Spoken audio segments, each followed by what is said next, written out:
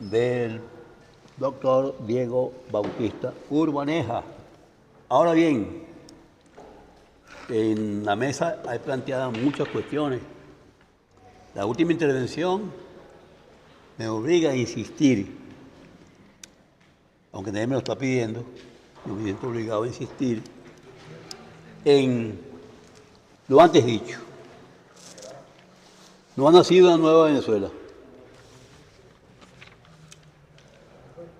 Es decir, es la misma Venezuela.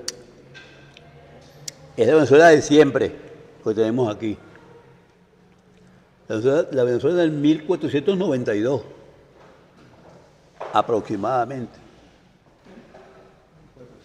Que es la Venezuela de la invasión. Es su continente de la invasión. La auténtica invasión. Y hemos sido invadidos desde entonces hasta el día de hoy. Este es un ciclo. El ciclo invasor hemos llamado. A veces nos perdemos del ciclo invasor. Y estamos buscando nuevas Venezuelas. Es nuestro criterio. Sí, estamos invadidos. Hemos estado invadidos a pesar de los léxicos o el léxico de cada momento. Y en ese mismo momento estamos hablando todavía de una democracia que se va a representar, que va a venir como transición, y cuyo elemento fundamental se llama unas elecciones libres.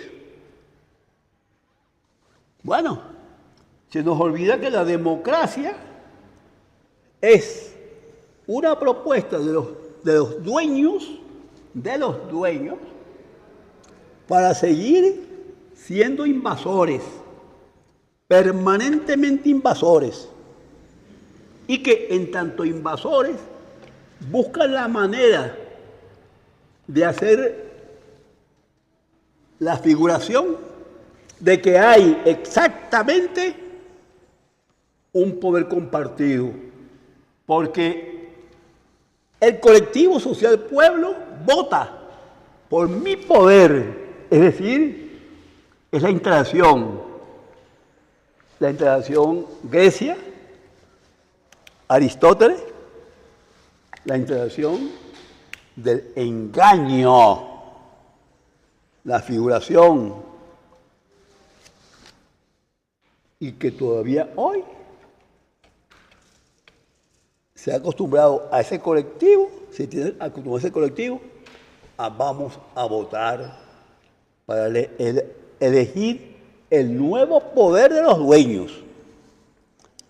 Por eso, nuestra inquietud en llamar la atención, simplemente llamar la atención, sobre los viejos criterios que usamos permanentemente a nivel de ciencias políticas, a nivel de historia actual, a nivel de política en general. Hasta en tiempos de Pérez Jiménez, recordamos, se hablaba de que había una expresión democrática con las elecciones convocadas para 1952 o las elecciones convocadas para 1957. En fin, eso era democracia. Y todas las dictaduras latinoamericanas, todas, han hecho elecciones. Llámese Odría, llámese Rojas Pinilla, cualquiera. Ha sido por vía electoral. Las elecciones han servido para todo. Nosotros las usamos como elementos básicos o identificables con la democracia. Más nada. Esa es la preocupación mayor que tenemos. De resto, Diego Bautista habla de desmontar el aparato represivo.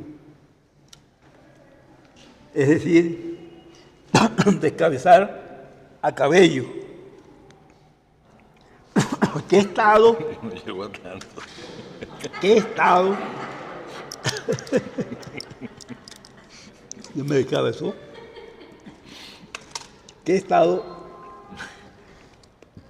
democrático no cuenta con aparato represivo?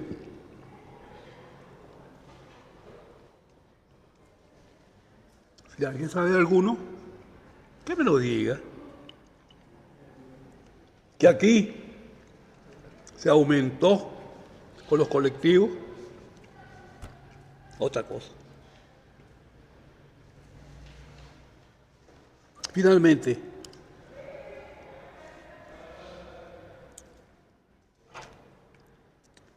noviembre, justamente, que no haya ningún colectivo en Venezuela. Aquí pueden acabar los azules con muchas cosas, pero no van a acabar con un factor que ellos instalaron, que es el fanatismo. No es que me haya existido, es que lo magnificaron. En ningún momento de esta historia hubo un fanatismo como en el día de hoy. Y muy bien, no han podido borrar la figura de Chávez. Por más que cuando llega Maduro, se vio que era necesario abrir el campo a Maduro, bajando la imagen de Chávez.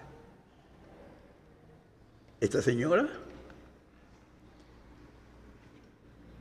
que no tiene sino la imagen hecha por Maduro, el día 4 se convierte en azul, deja el rojo rojito, lo aparta por completo, se convierte en demócrata, amplia, solidaria con el pueblo. Hasta lloró, dijo ayer, y no pudo dormir por los apagones del Zulia. Es una cosa materialmente nunca vista. Desde el 4, insisto que es desde el 4 de la campaña. Una gente que sabía exactamente cuál era el plan. No se explica de otra manera. Y todo para terminar en un llamado a una tal democracia. Pero bueno, señores, vamos al debate. Tienen ustedes la palabra, compañero. Donde hemos visto dos posiciones, la posición del profesor Carlos Hermoso y la posición Luis Femayor, utilizando categorías marxistas, y el profesor Diego Bautista Urbaneja utilizando categorías diametralmente opuestas al marxismo. Voy a decir una cosa claro y raspado. Yo no soy marxista-leninista, nunca lo fui. En mi época estudiantil en la Universidad Central combatía a la izquierda. La izquierda me amenazó a mí de muerte aquí en la universidad por tener un pensamiento democrático.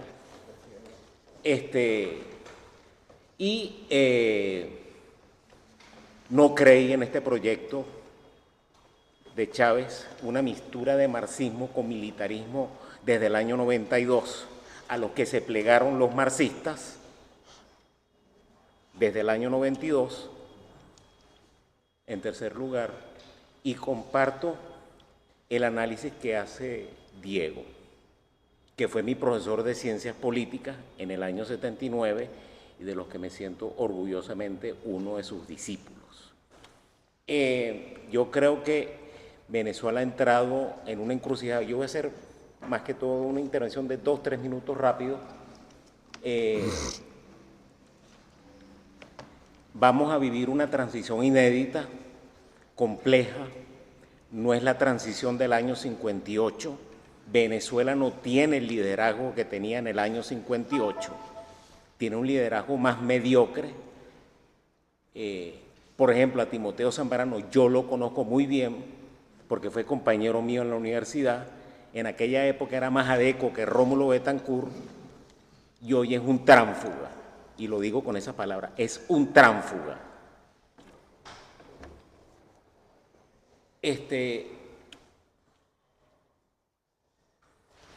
En cuarto lugar, creo que Venezuela, comparto y entiendo las categorías que puede utilizar el profesor Hermoso, de que Venezuela es una factoría, o el profesor Luis Mayor Toro, que diga que hemos retrocedido a la época de la compañía guipuzcoana. Yo creo que no. Venezuela fue más que todo un país ocupado desde el año 99, no solamente por esos 3 países, sino agreguemos Cuba. Y voy a utilizar una palabra muy dura: Venezuela fue la meretriz de Cuba. Venezuela fue la meretriz de Cuba. Y esa situación, por supuesto, yo viví en carne propia la persecución del chavismo en mi vida personal y en mi vida profesional. Mi cosmovisión de cómo ver la vida, cómo ver la función del hombre, por supuesto, no anda con este proyecto, y sí anda, como dice Diego, con las fuerzas democráticas que posiblemente no están en el bando en que están el profesor Fuenmayor y el profesor Hermoso. Y finalmente, sí saludo este tipo de eventos, porque es signo todavía en la Universidad Central de pluralismo, donde se pueden discutir las ideas. Yo discuto ideas, no agredo personas. ¿Tiene una pregunta? Ajá, dígame. Para oponente, es una pregunta. No, es una intervención, no es una pregunta. Es una reflexión personal que me sale de oír las 3 exposiciones, y por eso agradezco al profesor haber organizado ese ciclo, que me enteré por un gran amigo mío. Me hubiera gustado aquí estar desde el principio, y yo creo que Venezuela va a vivir un proceso inédito y complejo, inconcluso, como dice Diego. No tengo la bola de cristal qué va a pasar después del 3 de enero Okay. y en el futuro. Eso es todo.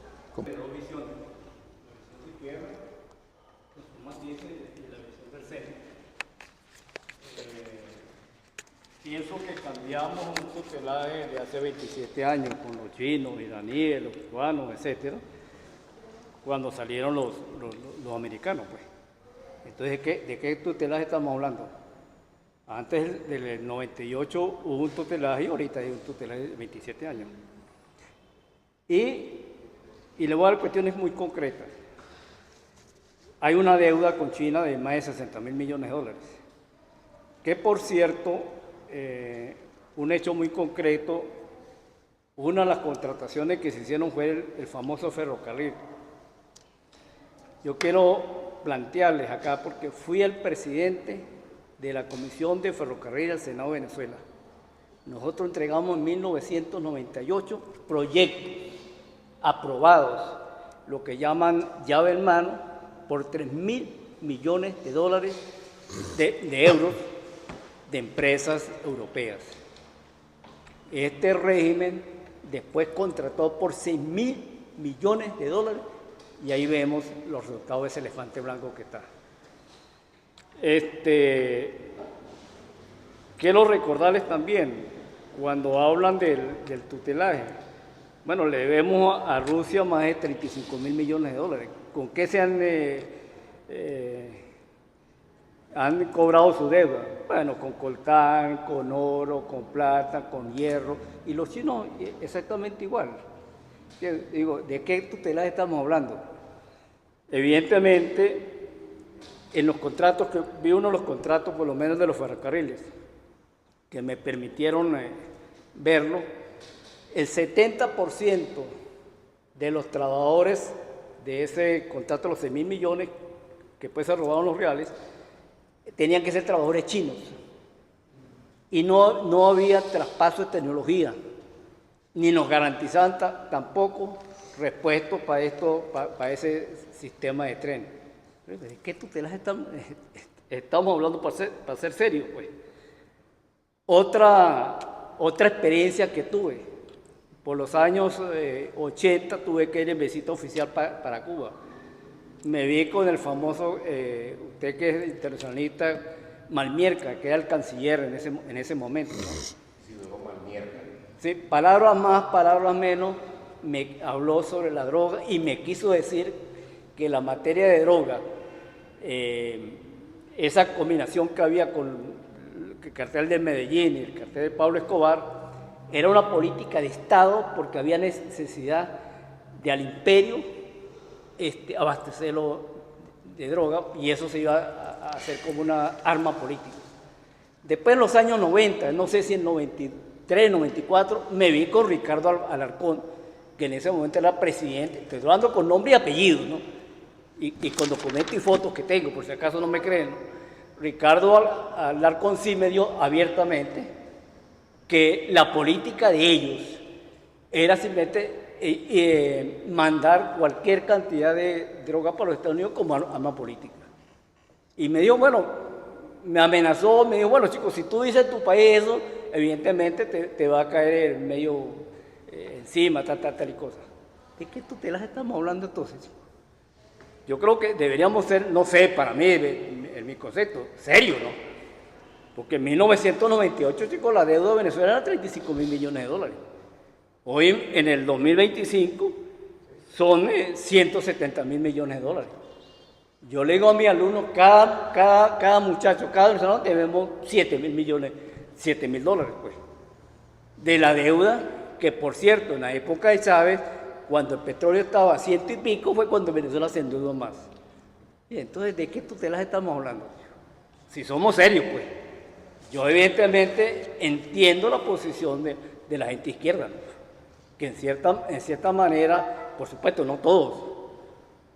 Tuve una amistad muy profunda con Pecó, con Teodoro, etcétera, por mi relación y mi pasantía por el Congreso, y ellos estaban totalmente en desacuerdo con toda esta vagabundería que están haciendo, ¿no? Cuando Agustín dice democracia, bueno, vale, yo también quiero cuestiones concretas, ¿no? Estoy nuevamente sembrando la democracia porque estoy creando en los 30 países del continente los museos de la democracia. O sea, dice Agustín conceptualización. Bueno, vale, cada quien tiene el concepto de democracia de acuerdo a su tendencia ideológica. Porque usted, Corea del Norte se plantea como una democracia, China lo mismo, los rusos lo mismo, los americanos lo mismo, los iraníes lo mismo. Oye, entonces, ¿de qué estamos hablando? Para mí, sinceramente, deberíamos ser serios en ese planteamiento. Y tenemos que confluir. Hay cosas que muchas veces nos unen más que nos dividen. Bueno, vamos entonces la gente de centro, en el caso mío, social cristiano, y la gente izquierda, oye, vamos a ver si logramos unirnos en las cosas que podemos tener conciencia y después volvamos otra vez a ver si logramos un acuerdo nacional. Ahora que tengo fe y esperanza que esto se va a resolver, sí, en eso tengo fe, pues, y gracias, Agustín. Bueno, yo sí creo que el mundo que vamos a vivir es diferente a todo lo que esta historia que hemos tenido. Solamente la pregunta sería, nadie ha sido responsabilizado de todo. La destrucción sistemática de la economía del país, las palabras de Chávez, lo que está diciendo de la droga fue correcto. Se hicieron conexiones con la FARC y se vendió droga con esa intención. Incluso se acabó el petróleo aquí en Venezuela porque se reemplazó por el polvo blanco. Es decir, era independiente y hasta no hace mucho fue ese negocio. Aquí en el Caribe todavía se siguen destruyendo y en el Atlántico, no, en el Pacífico, perdón, se siguen destruyendo lanchas todas las noches o muchas noches y con centenares, ya van centenares de muertos. Pero lo importante es aquí, ¿cuál es la pregunta? Básicamente sería hacer juicios públicos, pero lástima que no hubo antes de la democracia de los años 60, de todos sus errores, que también los hubo, pero yo creo que estamos en deuda con esta supuesta revolución, que no quedó nada, sino puras tristezas, pura miseria. 8 millones de expatriados es lo que hay la deuda, 160, 190 mil millones, no sabemos cuánta es la deuda al final. Y bueno, todas las necesidades, toda la gente que murió digamos, de inopia en las puertas de los hospitales, de hambre, el resultado 85% de pobreza en este momento.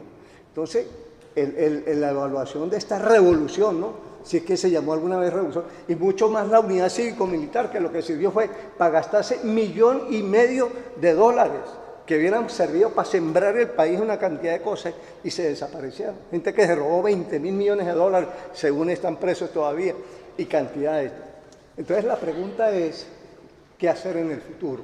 Yo sí creo que va a renacer una democracia, y eso de la conciencia nacional sí existe.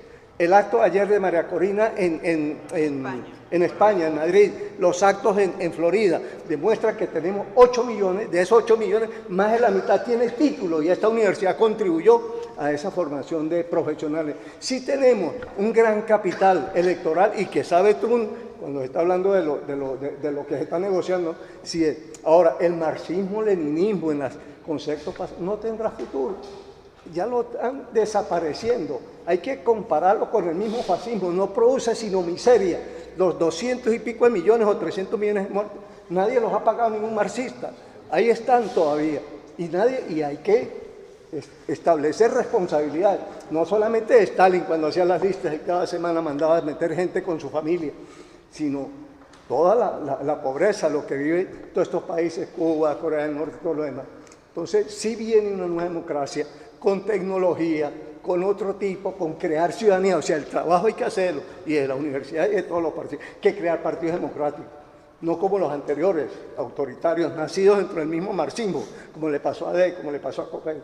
Entonces, yo sí creo que hay futuro, pero hay futuro que hay que construir, y este es el momento de hacerlo. Bueno, gracias por su...